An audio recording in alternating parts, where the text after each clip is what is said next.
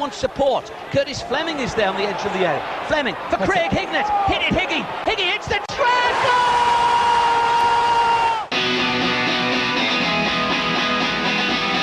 Ravanelli coming alive again. Juninho wants the ball played to him. Ravanelli spots out Emerson!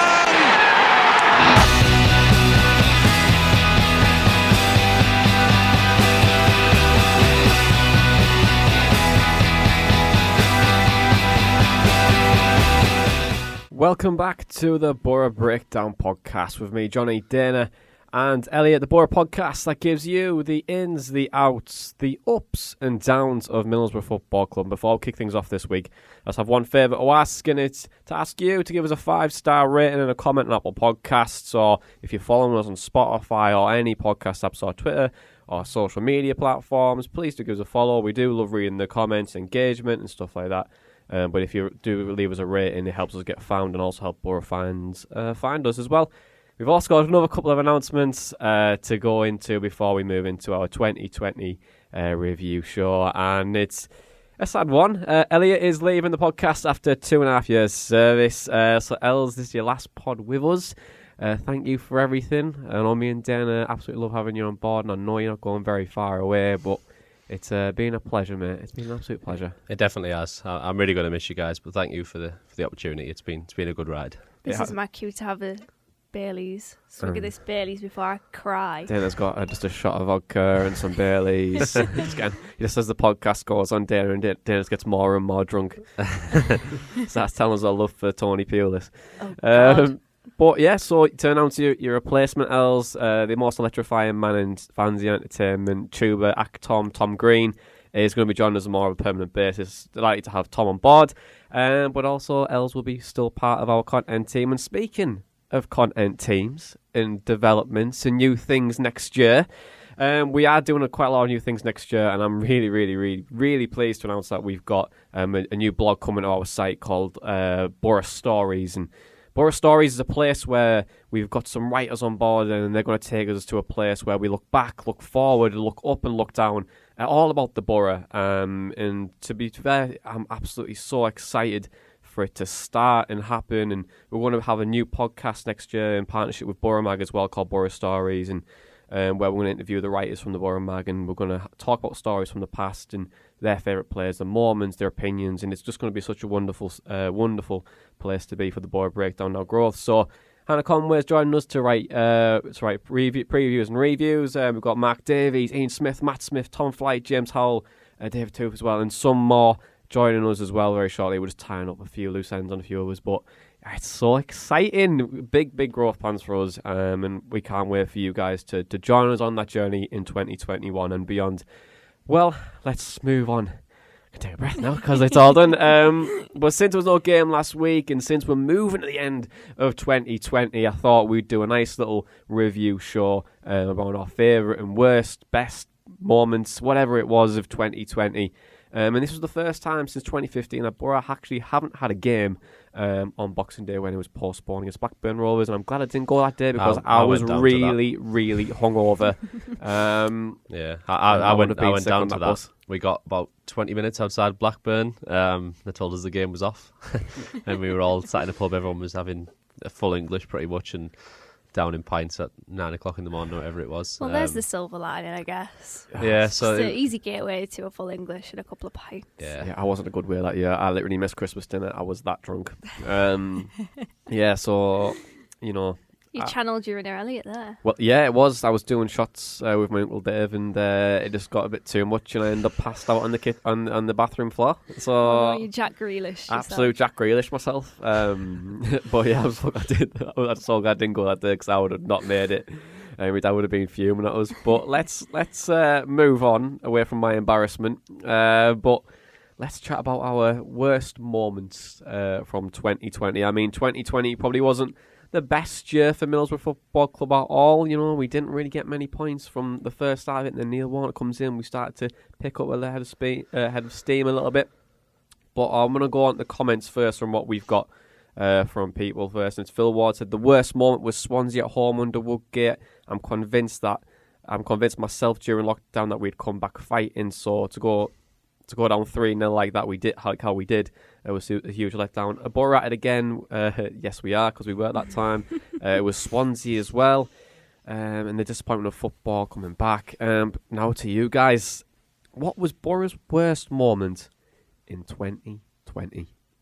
That whole game, for me, that was the worst game I think I've ever seen. And that was probably the point in which I thought we were going down, because their form at that time, I don't think it was even just their home form, it was just their form generally, was so bad. And you look at the record that they had at that time, it was like LLLL, DDDLL, and then W against us. And it was unbelievable that we lost that game. And yeah, I was really quite frightful that we were going to go down. And it's quite sobering to think actually that this year we actually were quite close to getting relegated to League One. And I mean, I'm just glad that we passed that now and we can look forward. But the whole game for me was absolutely awful. It's my absolute low point for Boro this year.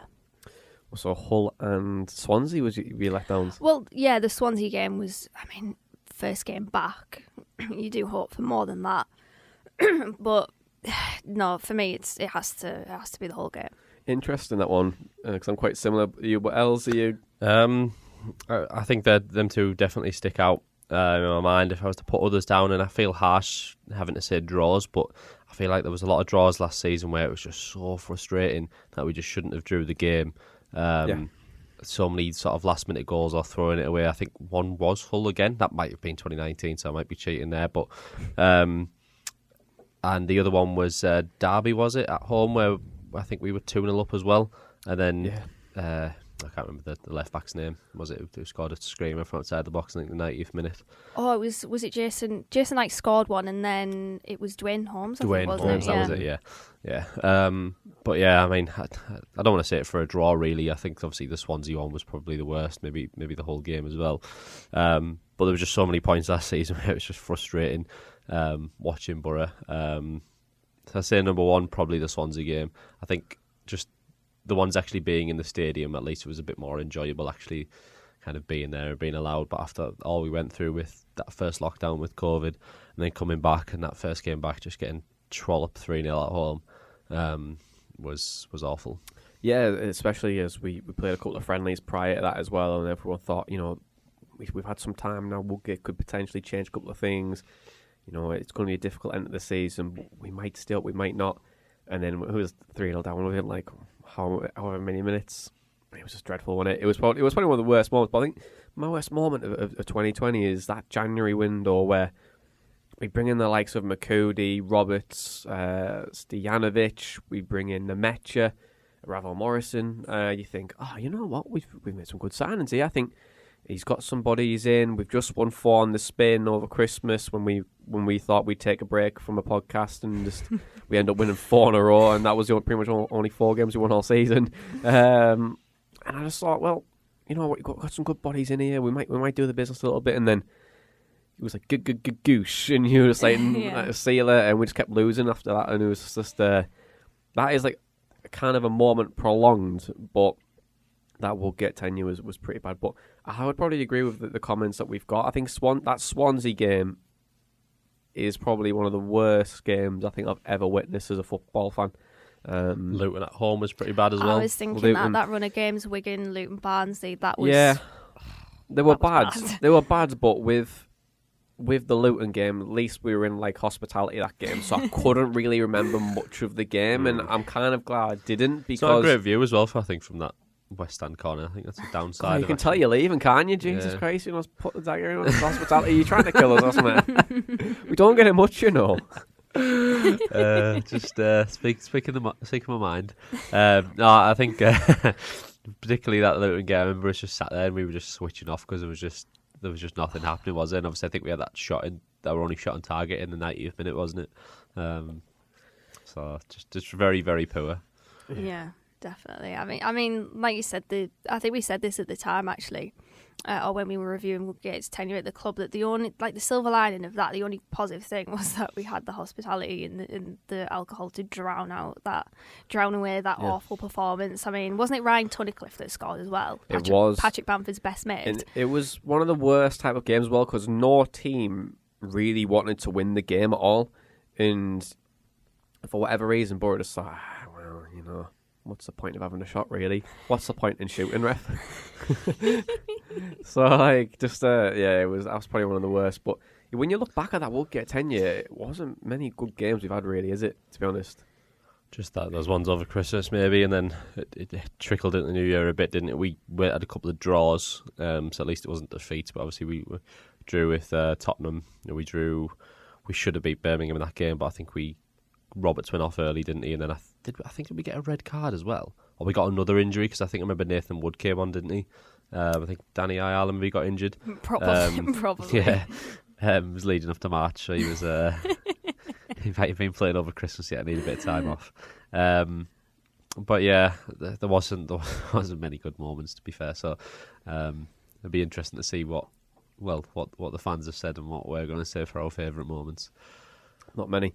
But let's move on. And I know I spoke about it a little bit earlier on when we talked about 2020 signings, and we've signed quite a lot of players in this time. We've brought in Harold McCurdy on loan, Patrick Robertson twice, Stojanovic, Lucas Lemaitre, Ravel Morrison, Big Tubes, Grant Hall, Bettinelli, Sam Morsey, and Duncan Watmore, aka the Ginger Messi.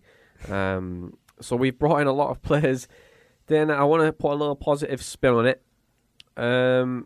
Who's been your standout signer for 2020? Because we've brought in some good players, all showed glimpses.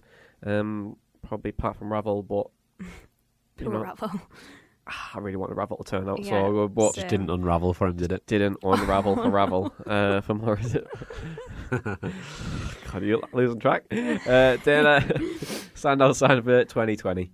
Ooh, at the moment, probably Duncan Watmore, because he's given us that little bit extra going forward. Also Sam Morsey, because of that little bit of bite in midfield, that we've needed that little bit of aggression, a little bit of a hard man in midfield. But probably Duncan Watmore. But I mean, it's funny you mentioned McCurdy there, because his time at Boro is the equivalent of Grandpa Simpson when he walks in, puts his coat down, turns around, puts his coat on, and then leaves.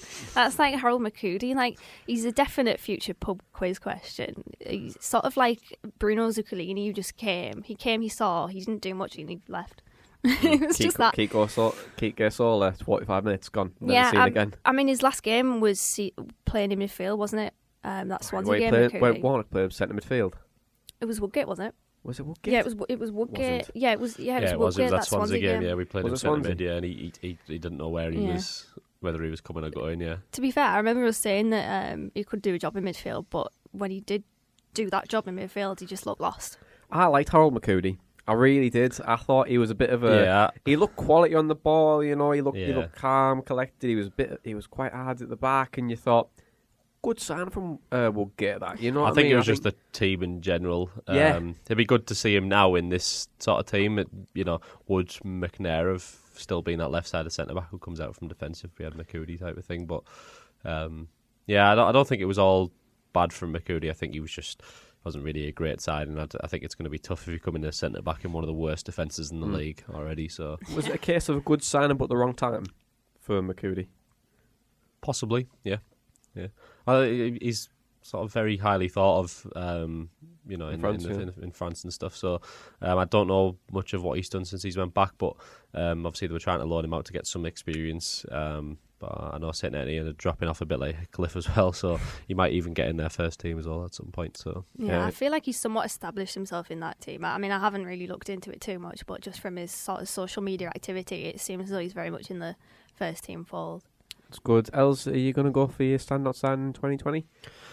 I'd probably have to say Duncan Watmore as well, which is when Dana said it, I fully agreed with her, but it seems weird because he's the one that's joined the latest. He hasn't even been here that long at all. But I don't think there's been enough consistency really from anyone to put down. I wouldn't have said any of the ones from January really. And then out of the ones this summer, I still think by the end of this season we'll know who will have been the best one. But we've seen glimpses from Morsey. Sometimes Bettinelli as well. He's a bit like Marmite at the moment. You either love him or hate him, but we have seen some good moments as well. Obviously Grant Hall we haven't seen nothing of yet. Jim Rackpom, we've obviously seen a couple of goals from him, but again it's the consistency that maybe hasn't got it. So I'll go with Duncan Watmore. I think he's been And the main reason for talking about more is he said It's a Wonderful Life is his favourite Christmas film, and everyone else said like amazing, Love Actually or whatever. So whoa. It's a Wonderful Life is the best Christmas film, hands down. Great film, but do not slag off Love Actually. Right. You can't do that. We need to chat after this.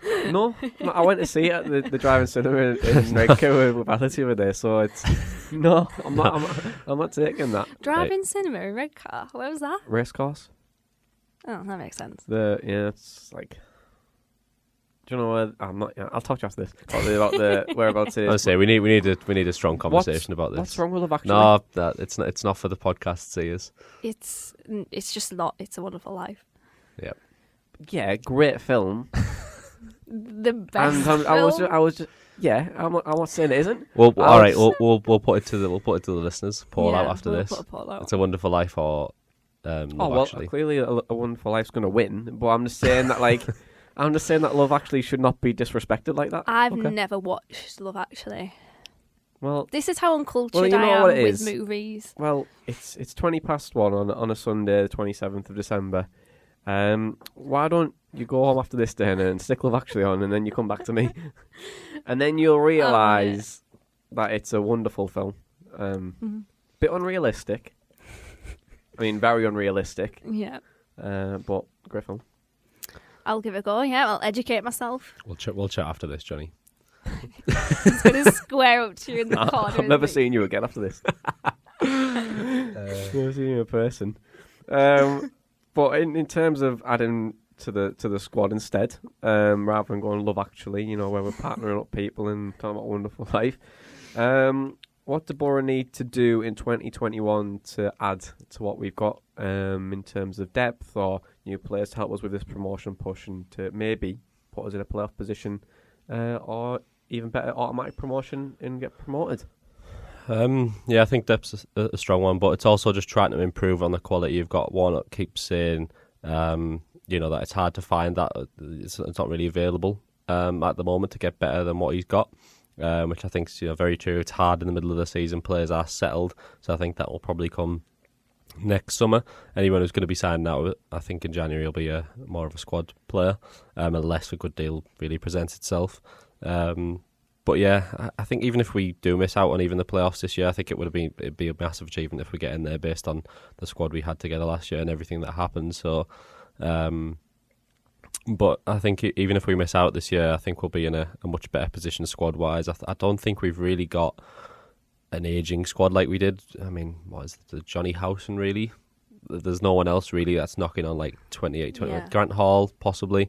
But yeah, I think the squad's in a lot better shape. We've got a lot of players who are coming into their peaks or they're in still quite a young stage, even if you're talking 22s, 23s. So, they're all learning under quite a wisdomous manager, shall we say, someone who can really instill confidence and belief in them to be better than what they maybe thought they were. So I think it's just continuation of that, really, and I think the more you sort of develop as time goes on, we all know it can't happen overnight. You grow as a player really over a number of years, and you see your true qualities come out, or your key strengths. You play to your strengths, don't you? So. Just continue with that. Obviously, try and get better in when you can, but obviously fill out the squad a lot more as well, because the squad has been decimated over last summer and whatnot. So, yeah.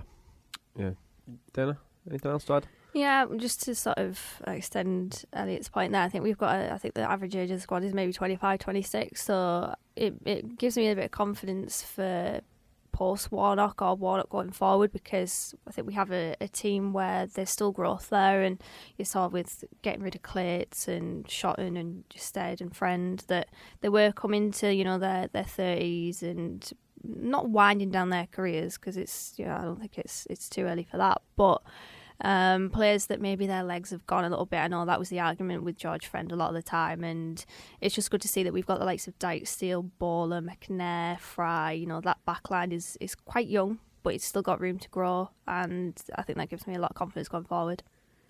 No, I would agree with the pair of yous, but we're going to move on to outgoings, and I just want to take our time back to 2019 for a player who left, Stuart Downing.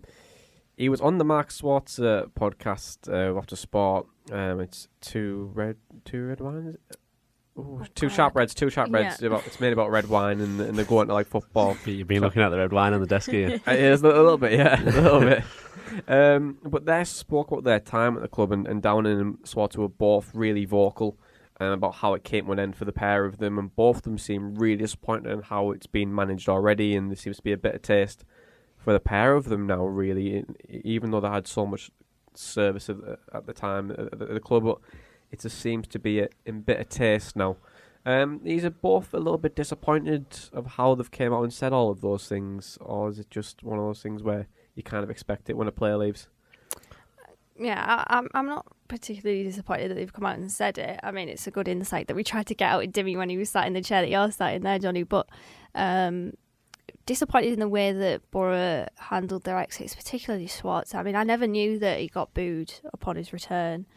I must have blanked that out of my memory, but I mean, that's crazy. That he got booed because it came out in the press that he was like looking for transfers, he was trying to look for a contract extension, and he was talking of clubs as he was leaving, as he was running out of contract essentially, and I think that's why people booed him. But I mean, to be fair, people booed Robson, and like everyone booed Robson at the end when like he left, and it's a bit strange. And hindsight's a wonderful thing, really. I think that's why football fans get branded a lot as being very fickle, and I think if you look at it as a collective, it obviously is. But if you hear any boos in the stadium, you automatically assume, right, okay, all the fans are booing him, but that could be 2,000, but 2,000 people's enough noise to kind of say, well, there's a good majority that are still booed someone. I've never understood it when we do it with players that come back, unless there was something really bad that happened. That it just never really. I just don't get it. I think if someone moves jobs and you see that person out on the street, you wouldn't even go for and boo them. Do you know what I mean? It's a bit mad. I think that you've got this sort of nature to it where like you think, right, anyone who's not playing football anymore, I hate them. But it's the way some people view it, I guess. So, but I'm not too disappointed with it really. I think it comes back, and I've seen a lot of talk on Twitter after it. It shines more badly on the club really, and things that sort of let go on and let happen. But we spoke about it a lot in the past of things that have went on and rumours that we've heard and stories. So this is a bit more obviously official because the players have said it themselves. I think it comes back to just not having the right people, or having people who are like Warnock. He's a people person. He likes to, bring a nice atmosphere, a nice sort of friendly feel to the club. He'll talk to probably everyone. I know a lot of people would. You see a lot of the managers that go, I talk to the tea lady and all that. They'll give that spiel. Do you know what I mean? But I feel like some people, you feel like it's really genuine with them. And there'll have been certain points during Boro's sort of 10-15 year spell that the last 10-15 years where there won't have been the right people involved at the club, people who are just a bit for themselves. They're not very comfortable in big settings. They're not really comfortable in groups. They're not a leader. They don't have a charisma about them. And if you don't have those people, things just kind of get swept under the carpet, and people forget that the stuff that Schwartz has done, or the stuff that's Mendietta's done, and Downing and so on.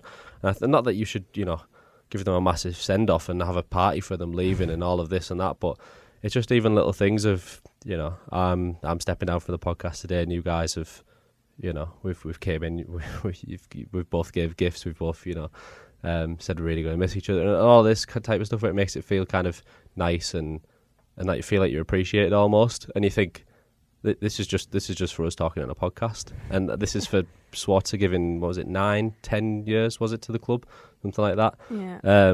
Winning a Carling Cup, getting to the UEFA Cup final and everything, and just like, okay, then see you later. It's just mind blowing. Yeah, didn't something come out where like they weren't giving him any sort of what's the word? They just weren't giving him a contract. Essentially, they just kept waiting, and in the end, I mean, you said there that people were booing him because he was looking for another club. Well, if the club aren't giving him reassurances, that's it. Reassurances that he's going to get another contract. You're more than entitled to do so, and it's like we just didn't want to just feel like the Boro just didn't want to face the confrontation. It's like when as we've talked before about like Tinder and things. It's like almost when if you're on Tinder and people are just like answering you back with 1-word and 2-word messages. That's Boro. Okay, how are you? Hi, yeah. But really, you're just not giving them the contract. You're not asking them to go out on a date, and that is Boro in a nutshell. So there's nothing more you could do, and it's happened with a lot of different situations of players. So yeah, I think that's what you're spot on there. I think with what's been said over like the last few years, but then like it's a common theme as well, where like Clayton, I think, was a prime example. We went on Twitter a few months ago and said, "Oh yeah, I've been in this club for 6 years," and just said, "Oh, pack your bags up, see you later." And like, no, thank you for the promotion, no, thank you for what you've done and stuff like that. And it's just like, it leaves like a bit of taste in your mouth, doesn't it, for like what all have done at the time. And obviously Gibson sent out like, well, he didn't write it; it was his admin assistant who did it. And like, you just think, you could be a little bit more personal. A typed out letter. A typed out letter as well. A typed out letter, probably double checked by the like secretary. Southgate gave him a handwritten one, didn't he, Swarter? Yeah. But it's like those little things, and you just think, oh, come on, Boro, man, like, at least, try and be a bit, like, show more gratitude to, like, the service. And I appreciate you've paid a lot of money for these players as well, like, over a long, prolonged period of time. But still, like, they are human, like, they could, and it also works both ways as well, like, they should be going to Gibson saying, oh, thanks for my time. But also, like, I'm leaving, or like the manager and stuff like that. It doesn't work both ways. Yeah, it doesn't bring that sort of community sort of feel to it. And we bang on that with, a big community club, a family club, but it doesn't really ring true when you hear those stories of like that, because you think a lot of players that had left, and not that the talk about isn't a bad light, because I don't think it was, the full-on scathing of the club, but I think if it was the case that we were like that as a club, you'd hear a lot more stories of people coming out and saying, oh yeah, actually my time at Boro was great. And you hear it a lot with the big clubs, don't you, where the players talk so fondly of the time, and that's why a lot of them stayed at the clubs, the likes of Lampards and Gerrards and so on. It was the sort of feeling around the club, and it's even harder to manage when you think how much more staff clubs like Chelsea and Liverpool will have. But you'd imagine it'll even be the same with, like, if a kitman works at a club for 20 years and they leave, do you know what I mean? They'll probably get they'll all have a get together and chat and whatnot. But it only seems certain periods in Boro's history where we've had that type of feel to a club, and it only ever really comes with the manager. We had it a bit with Karanka, obviously, with the promotion team. All that group of players were good friends for years. We obviously got a little bit now. We're seeing glimpses of it with Warnock and some of the players. Some of the players becoming friends. But it's got to come not from just whoever's in charge at that point. It's got to come from the whole club, people who are involved in it, technical directors and chief execs and so on, and the chairman. So a little disappointing to learn of it, not disappointing that they said it as such, Swarter and Downing. But I mean, yeah, what can we do? Really, it's one of those. I had to get that in. It is one of those, and I think for me, it's before we went away. I think that the Downing one at the end, where like saying sign a waiver, we'd send you a reduced contract, and then they just went, and I'll see you later. And I was like, I know Downing probably wasn't as good as we thought he was going to be when he came back, and I don't really think we were going to sign him. We should have really signed him anyway. Like, he was on the cusp of the England team, I think, at that time as well.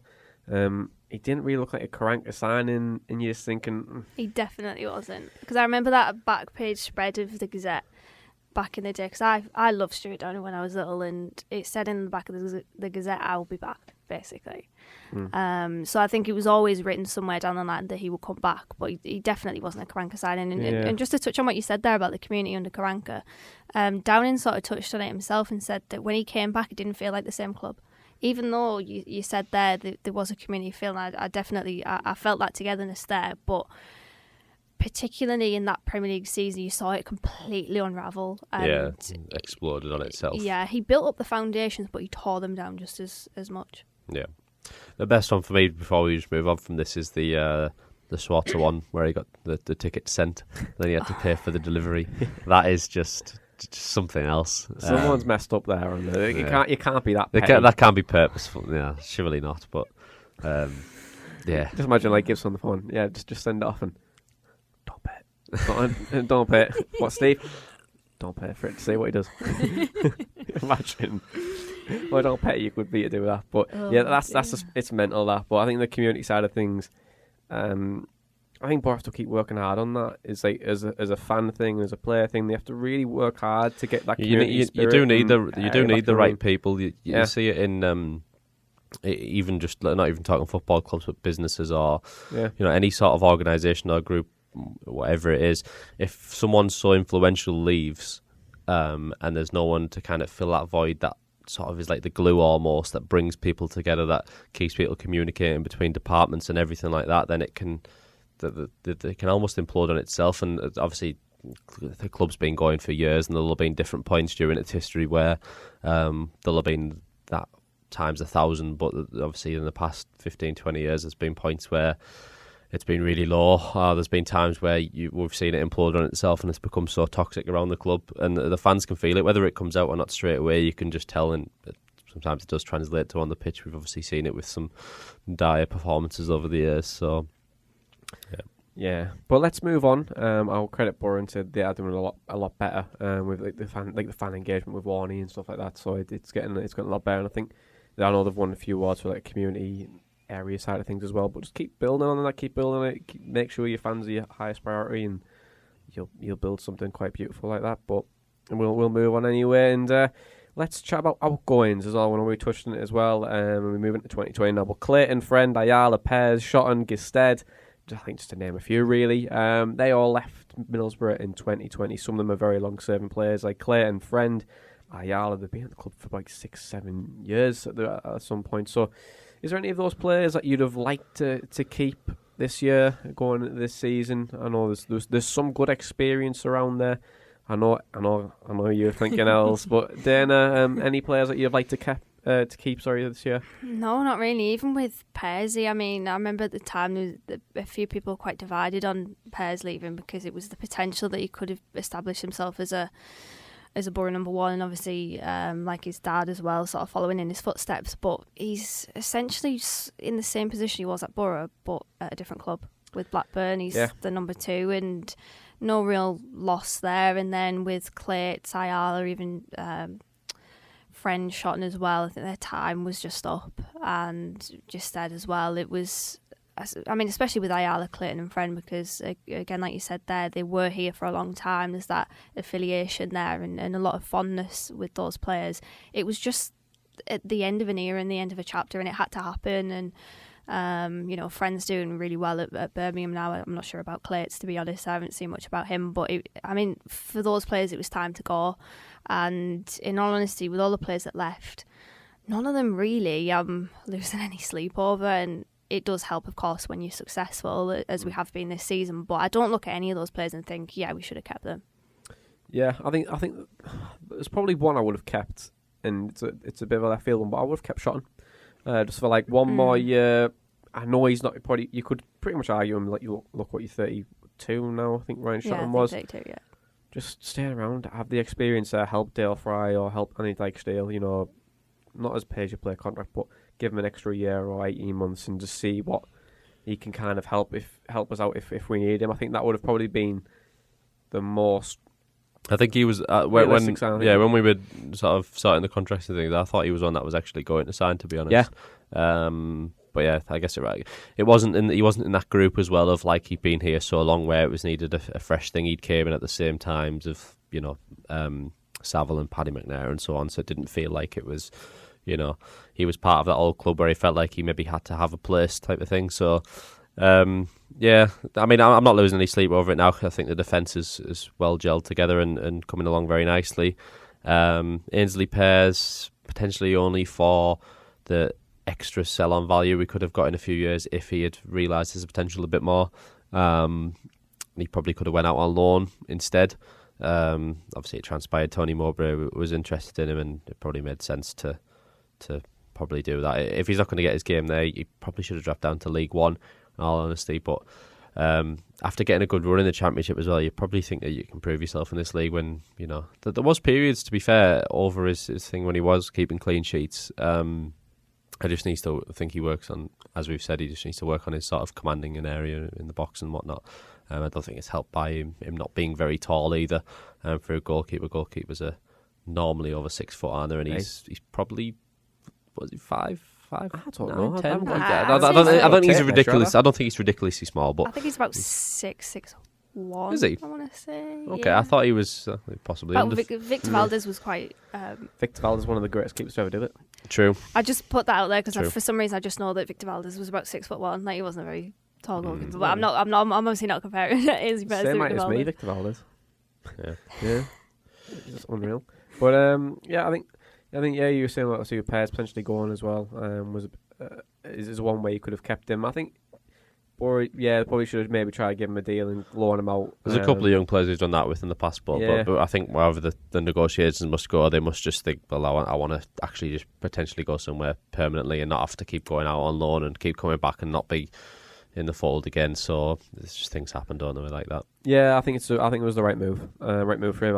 If I'm honest, I didn't really massively rate him anyway, but it was a case of, I think he had to be a bit more like arrogant about his own career and a bit more selfish and be like, look, I need to move on. I need to play football games. And I think he's done the best thing and move.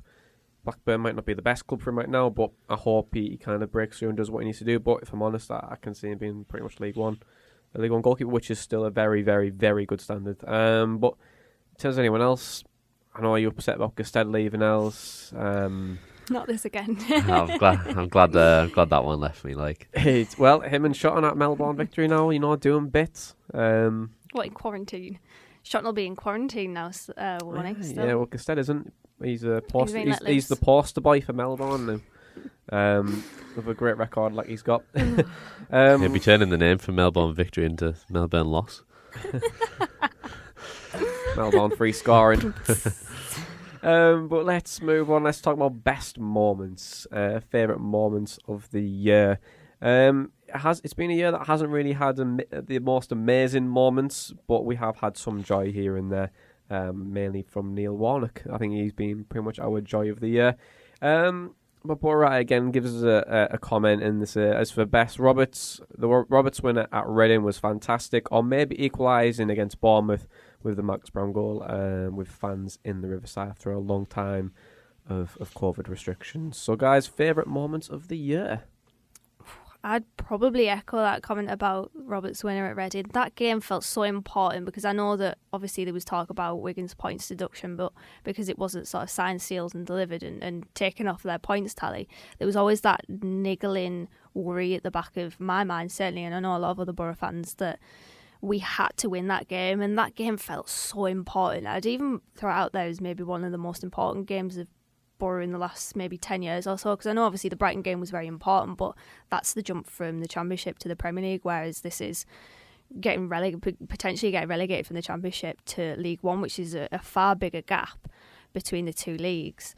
So that goal, and we played well in that game. I remember Dijksteel had a really good performance then. That goal was so important. I know he had a chance where Roberts sort of wiggled his way into the box and it was a fairly tame shot straight at the goalkeeper. But when that went in, I mean, we memed it, didn't we, as the Titanic? And that just felt so appropriate because it felt like such a big goal. And you saw the celebrations, everybody huddled on top of each other on the touchline. That it just sort of took off any sort of doubt in people's minds, because if we didn't win that game, we were going into the final game of the season against Sheffield Wednesday needing to win. So that one for me was probably the highlight. I'd say Millwall away as well. I think the Millwall game was a fantastic away day performance, and I would actually pin that as maybe one of Boro's best displays under Neil Warnock, because they were quite clearly trying to rile us up. I remember their fullback was trying to get a Jed Spence with the elbow before half time, and that was obviously their tactic in the game to try and get us mentally, and we just rose above that, and that was a really good performance for me. So probably those two, and then obviously 4-1 against Karanka's Birmingham last week. That's a fantastic way to not end the year, because obviously we have another game against Tony Pulis' Sheffield Wednesday, but a good way to end before Christmas. It was, and close as well. One more I'd pick out would be the Tottenham game at home. More so because I went with a good friend of mine who actually supports Tottenham. So you're bigging it up before the game. That far better in terms of quality than us. But when that Ashley Fletcher goal went in, it was a good little celebration with him just standing still, fuming. That went 1-0 down to the Championship side. But yeah, no, it was a good day. That I think it was obviously good to get more fans in the stadium as well. We probably the most packed it had been in a while for that game. return fixture not quite as good. The quality shone through really in that game. But yeah, I think probably Tottenham game was up there. A couple of the wins along the way, as Dana mentioned, this season as well has been some good away day wins, which maybe weren't expecting. Bristol City, I thought was a really good one. Really hard working performance. Really nothing goal almost, just kind of George Saville stealing it from the defender and scoring. But yeah, it hasn't been a great year for kind of top moments that I think we'll remember for a long time. But I think a couple of good wins has helped it come out of it in a better light than what maybe it started in. So yeah, I'd agree. I think this year and the transition we've had from March, April to now is drastic. We definitely are. I tweeted we are definitely the most hard-working side in the league now, and I think that's what I said on our preview show was, if we're the most hard-working team in the league this year, then I'll be happy wherever we finish. And I just want to have that grit and determination that we didn't really have, and we haven't had over the last couple of seasons, really. Being quite a lackluster and poor team, even like under... Weak, yeah. Under Tony Pulis, it was boring. It was just a case of like the epitome was Hugo running down the line, not getting an empty box, you know what I mean? Like... It was just pointless. It was just pointless football. We were just somehow grinding out one or two results here and there. Under Woodgate, never worked out. It hasn't worked out for a number of reasons, really. But in terms of Warnock, I think bringing him in was a great moment. I think also him revolutionising this team and making it really hard work, and that's also a fantastic moment for us. But I think performance-wise, I think Sheffield Wednesday away last day of the season.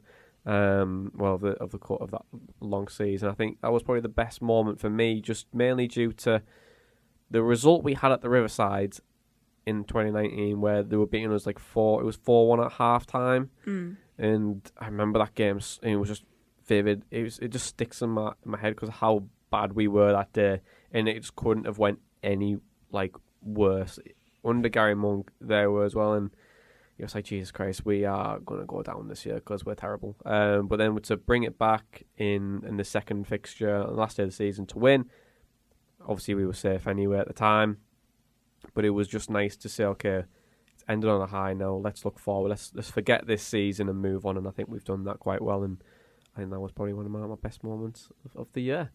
Let's talk about managers very quickly, and then we'll move on to the podcast moment of the year, which I probably need to think, we've had some great moments. But Woodgate, it now looks right that we sacked him at the right time. But do you think Boro are going to get relegated under Jonathan Woodgate if he was to stay? 100%, yeah. I mean, there was an article that came out, I think it might have been in the Daily Mail, about the troubles off the pitch in terms of contracts and whatnot. And I just read it and I thought, we are so lucky to have Neil Warnock as manager now. Well, hopefully you can imagine what I meant to say there. We weren't in a good place. We were screwed. And it just felt as though it was inevitable that we were going to go down. And I think teams around us, there was a week where Luton won, Barnsley won, Wigan won, and I was just thinking, oh my God, I think we lost that game. And I was just thinking, this is bad. And I think if we didn't appoint Neil Warnock, we would have gone down. And that is frightening to think of, Boro being in League One, because you see Sunderland now, they're struggling. They're a League One side established now. So yeah, that I think we were probably going to go down if we kept Woodgate. The players were quite clearly not playing for him. I looked at the team and it wasn't really a team to me. It was a bunch of individuals and mentally weak. The confidence was really, really down. And looking at the games at that point to end the season, I didn't think we could get much out of them, to be honest. And yeah, I was definitely worried, and I think we probably would have gone down if Woodgate stayed. Yeah, and Woodgate brought in some players who are really performing well now. Obviously, Mark Borg on your contract, Anthony Dijksteel as well. He was part of the setup that brought Saville and Paddy McNair to the club as well. And the players have really been fundamental to our success this year. Warnock said that some of these players haven't been coached properly. Or haven't had much coaching. Do you think he's pretty much right with that? Because there's clearly quality there. Yeah. Just Woodgate couldn't get out of them at the time. Yeah, definitely. I think some of the better players we seen last season were players who were more experienced. So we've seen Paddy McNair was still performing well last season. He's obviously had very good coaching at youth levels at Man United and whatnot. He's already in the international setup for Northern Ireland, so his quality was automatically shining through. Jonny Howson was a really good player for us. His experience was really telling there, but we just weren't getting it consistently from the younger players. Obviously, they were getting into the team because of the plight of injuries that we had and the smaller squad. And yeah, we got the odd moment of brilliance from them because they were obviously hungry to impress. Obviously, Jed with certain moments, Hayden Coulson, Ainsley Pears as well. But yeah, there could have been how we're seeing Mark Bowler and Anthony Dyke-Steele and so on this season, even Tav this season, where we're seeing a lot more consistency from them and just more composure and calmness on the ball. And yeah, it probably is to do with that. And that again, they're not being coached properly is coming down to Jonathan Woodgate not having the right experience for the job to begin with. Really, it's I know you've got to be given a shot at some point in management, really, but I think when you're first starting out in it, I think not that you have to start at a low level, because certain people do start at a higher level and do okay, but I think you've got to work with work in a situation where it's not the heat's going to be on you straight away. He came into an already bad situation after the season before, and we've said a million times he got dealt a bad hand. You can't come in and try and learn your management then with all those extra situations around it, because you're already under fire straight away. So if he'd went somewhere else, and if he went to a League Two team that was in the top 6 the season before and got promoted, it's much better to have learned your trade. You learn how to sort of manage people, deal with people, get the best and worst out of them.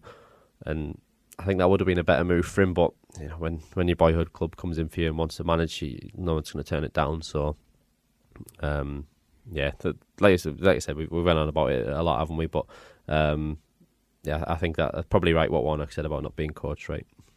Yeah, I think you're spot on with what you said there, Els, about Woodgate. We spoke a lot about Woodgate as well and how it just didn't work out for him, and I think we've done the right thing of bringing Warney in. Warney's done the right things on the training ground and got all the players on board again. It just seems to be that togetherness again, and we seem to be kicking on. But speaking of Neil Warnock, to quote E17, will he stay another day? Or we'll say another year. But do you think Neil Warnock will stay for one more season after this? Because, he's signing players for longer deals. It seems to be all heading that direction. Do you think Warnock will maybe do one more year? I'd like to hope so. I mean, when he was appointed in the first place, I was thinking give him a 2-year deal at least. I know obviously he came in sort of towards the end of last season, but I was thinking give him maybe a year and a half, 2 years, and then he can really lay down the foundations and cement them in place, because the constant transition of change is not going to do much good to the players maybe. Or maybe, with the way that they are now, the fact that Warnock has got them played, if he was to leave, maybe it wouldn't be so bad for them individually, but I would love Neil Warnock to stay on for another year. Hopefully that can happen, and then we can sort of ease that transition into the next chapter for Boro. Yeah, I'd agree. I think he doesn't really know himself. I feel like he's one of these people, I don't know, it's a common quote from managers, like, I'm only looking at the next game. I feel like to him it probably isn't. He will decide everything at the end of the season based on what the outcome's been and whatnot. And I think if we somehow got promoted, I don't know. He has to stay then. Yeah, surely. I think it all depends on what happens, and but it is good signs that obviously he's signing players for the future. And even if he doesn't, I think it's good that he cares enough to even do that anyway. To think, well, even if I don't stay, someone else has got these players to then work with on in a better contract situation. It's not like they're coming in and everyone only has a year deal left. So, I'd be happy for it at this point in time. I think it'd be a good growth plan. This could be the project that we said we wanted without really knowing that this was going to be the project. Because he's clearly doing all the right things. He's had the experience of doing it over and over again for 35, 40 odd years. So he's worked with probably hundreds of players that of this level and even above. And he even said, what was it this week about McNair? It was the best player he's ever managed, was it? Yes, I think when he was asked by somebody. Quite high praise. He said he's worked with players like Victor Moses and Tarabt and a few other players, was it? But he said in terms of sort of professionalism, Paddy McNair is one of the best he's worked with. So, it says a lot that we've got someone like that and filled it out with a lot of other players around the squad now. So it really bodes well. Yeah, it's nice to see that he said those words about Paddy McNair. But speaking of Warnock, Ben Strickland's given us a question. He said, Warnock said that he'd be happy to have any aspiring coaches to shadow him. If you could choose a Boro player, either old or current, to shadow Warnock to be a successor, who would it be? I've got 2 names in mind, but I'll let you go first. See, I know the route a lot of people will go down with this question, and I saw some in the replies, but I'm going to go a little bit left field and say a no-nonsense centre-half. So maybe like Emmanuel Pogatetz, Gianluca Festa. I know Festa's had his spells already. Yeah, he's had his spells as manager. Pogatetz is doing some coaching in some capacity in his native Austria. Just doing some mad dog stuff. It would just, I mean, with those types of players, you have the I don't want to sound like a Boro dad here, but the passion and I'm so sorry. But the passion, wear the heart on their sleeve, can give a rollicking, but it can go another way. I mean, Fabrizio Ravanelli being an example of that, always throws his hat in there, doesn't he? He's like the Boro Alan Kirbishley, just pops up on the odds. Definitely not Ravanelli. But maybe somebody a bit left field there, Poggy and Festa. But yeah, I'm interested to know what you two will Poggy and Festa for you else. It's a good one. I was trying to think of foreign players really who you could think of, and you've got to come up with someone who's strong-minded. I think when Fabrizio Ravanelli gets thrown around, you need someone, and who's to know what people's personalities are like these days. Obviously, people can change, but you want people who you can remember from what you thought of them on the pitch, and you thought that Pogatetz was a really strong leader, and people who can keep the head, and he couldn't keep his head, but what I'm trying to say is people who are strong-minded and maybe can influence people. That's what you need from a manager. Like this is what we've been saying about Warnock since he came in, is we don't know his actual tactics and all the things that he might do on the field. That might be left to more technical aspects to Kevin Blackwell and Ronnie Jepson, but in terms of being able to manage people and get the best out of people, it's a hard skill. Not many people can do it. A lot of footballers go into management after because it's the natural route. And a lot of them just aren't quite out to do it. They're better as pundits. They're better as doing other things in football. So it maybe isn't right for everyone. But I mean, I didn't really think of anyone who wasn't English born. I thought more of, I don't want to say giving jobs to the boys, but helping someone out who has been local and has played for the club. And maybe coming towards the end of the careers, and it's only because I've done that Darlington save, as I told you, on Football Manager, and I thought of Tony McMahon because I know that he was linked with the club. Didn't he come back for like 2 weeks or something? Earlier on in the season, and I know that he's trying to get into that field, and it's not going to be very easy. He's according to Football Manager, he's part player and part head of youth development at Darlington, so he is trying to sort of do something after his playing career involving that. So I think that could be a good one. Obviously, he's only down the road. He's still local. So, I think Tony McMahon would be a shout to come in and see what it's like and learn it. So Pogfest, Tony McMahon. Pogfest. I'm going to go with 2 names. I'm going to go with Grant Ledbetter. I think Grant Ledbetter is that natural leader that Boro fans would love, and he's also, I think he's a well-respected player on the training ground. Just a very, very good leader. I love Leds at the Boro, and I hope he does go into coaching to some capacity. But then my second one is George Boateng. George Boateng, he's currently coaching at Blackburn Rovers under Tony Mowbray. I thought he was at Villa under 23s. Is he at Villa now? I feel like he's at Villa under 23s, yeah. He might have changed. Use in some capacity. I don't know. We'll have to obviously Google it after this, so you're going to bring it up now. But it's interesting you say George. I was thinking George Friend. I think George Friend is. He has moved to Aston Villa. He was at Blackburn. He's just moved to youth coach at Aston Villa. Playing tennis with Asamoah Gyan on Instagram Live the other day. What more do you want? Keep yourself active. But no, I think he'd be like he's had a really, really good career, George Boateng. And I absolutely loved him at Boro. Proper loved him. Like he's just like the player that you always you think of in that 2016 season. I know like Viduka, Hasselbanks, I'll get the mentions. 2006. 2016. 2016. Sorry, 2006. That 2006 team. Yeah, he was something. Every time I look back at those games, I look at him and Deriva. Oh my god, the quality they had. But yeah, George Button, I think like he'd be my pick with him and Ledbetter, if they could do it. But then final question before we sign off is the best podcast moment of the year.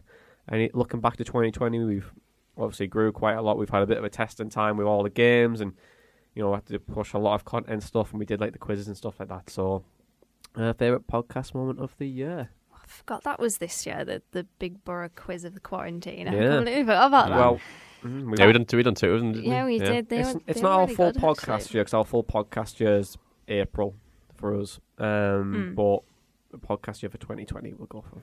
Yeah, I think the obvious one is when Jed scored against Coventry, and then we just got lots of messages saying you were just those Boro breakdown, you're off to Manjaros. That was really good.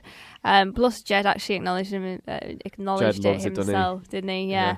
But I think maybe moving into a visual format was really good for us. As I'm a proper geeky person with that sort of stuff, and I think that being a success was really good, and the sort of engagement that we've gained from that. I mean, the reviews as well. Every time I look at the Apple Podcast reviews, it's always very humbling that people are putting some nice messages in and some nice reviews. So everything, those really encompass the highlights of this year. Just like this podcast is incredible, really. And I mean, it gives us three a platform to speak, and it's our little tagline: all your match day chatter in a pod. And I love this podcast. It's the best thing. It's the highlight for me on a weekend, apart from Boro, of course. So I think just being able to, obviously this year has been really testing with COVID and everything, but still being able to do it and talk and just have that little bit of a release, peace of mind, it's been really good. So I just think the podcast itself has been a proper highlight of this year. The podcast is the highlight. Else, a lot of sweet one at the moment. Yeah, a lot of big moments really. I echo a lot of Dana's ones. The moving to the YouTube and stuff like that was really good. A lot of the reviews have been good. I think we've had a couple of emails as well. I don't know if one that we got, I remember, was it might have been even the end of 2019 now, but I remember we got an email from someone, and I think that the best ones are obviously when people live abroad, where we've had messages or emails from people, where they've said they really enjoy the pod, they really enjoy basically getting insight into it, because they might be able to watch the games, and some of them can't, because I know that sometimes either the radio or the thing on the Boro site doesn't work if you're in certain locations, does it? So, for them to get their Boro fix from us on a Sunday is really good. So it's humbling to see how far it can reach worldwide, and we've seen how many listens we get from Australia and Qatar even and stuff, haven't we? So it's really good. I can't really pick a moment off the top of my head. There's so many really. I mean, we've even on the BBC this year, weren't we? And the BBC Upload. Yeah, BBC, Sky Sports. Yeah. We've worked with Sky Bet. We've worked with quite a lot of top brands as well, and it's been pretty mental, hasn't it? To be honest, this whole year has been. I've got it actually. Our ads, the one where Dana says balls. That's my favourite one. Great ad. Yeah. It was a really good ad with Manscaped. It's because when I first done it, a few people had said to me, they went, I listened to your podcast the other day, and I was just stunned. It just came on, and Dana just went, balls in my ear. Yeah, that was. We got a tweet from somebody saying, just listen to the Boro breakdown. Was very surprised. So the first word that I heard was balls. It's football, I get. You know what I mean?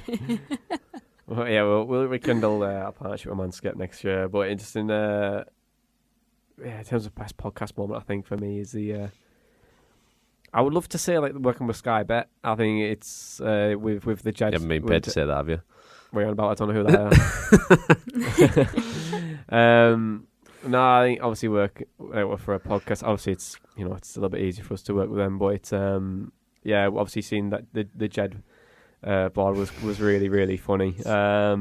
It's the fact that it wasn't on for just that one game. It was on for like the rest of the home games that season. It was amazing. It was such a shame he didn't score. But so funny. The fact that he saw it was...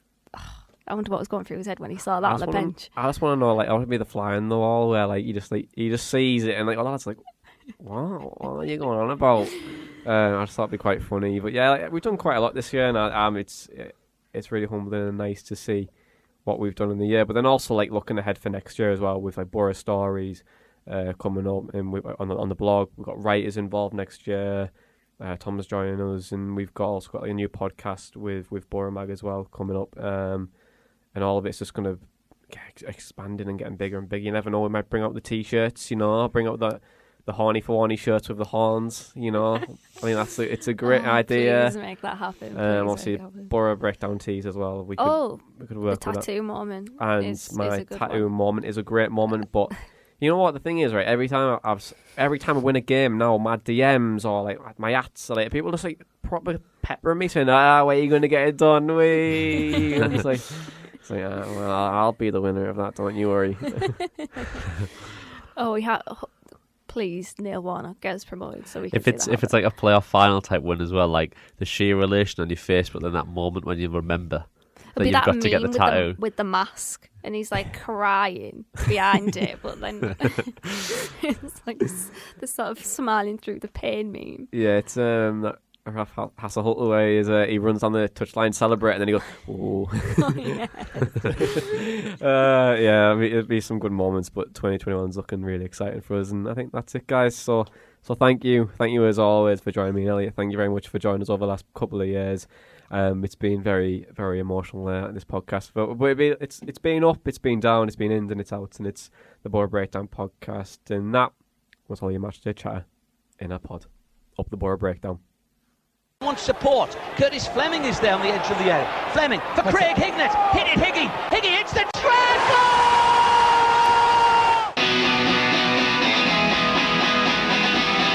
Ravanelli coming alive again. Juninho wants the ball played to him. Ravanelli spots out.